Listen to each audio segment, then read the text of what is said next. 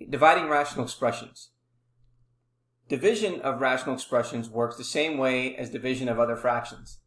To divide a rational expression by another rational expression, we multiply the first expression by the reciprocal of the second. Using this approach, we could rewrite 1 over x divided by x squared over 3 as a product of 1 over x times 3 over x squared.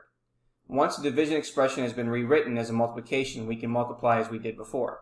So for example, if we have the following question, 3 over 5 divided by 21 over 15, we would then rewrite this as 3 over 5 times 15 over 21.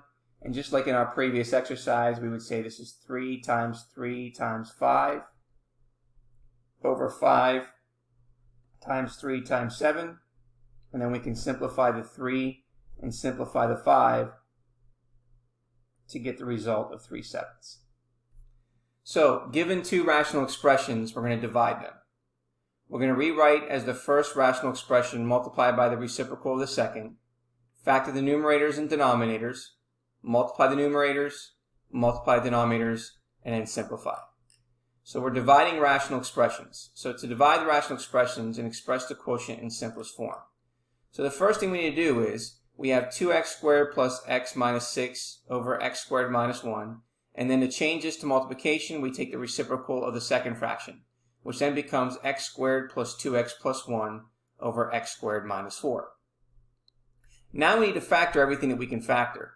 So the first numerator on the left, turns out that we need to factor this by using the AC method. So you can go ahead and review how to factor the AC method, how it's worked out here.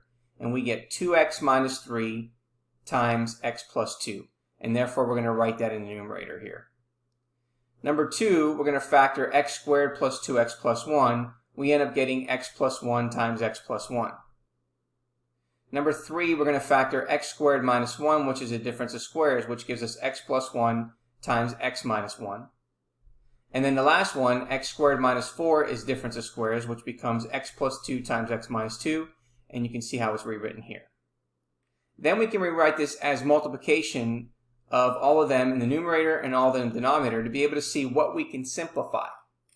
Well, we can simplify the x plus 2 divided by x plus 2, which gives you 1. And we can also simplify x plus 1 over x plus 1.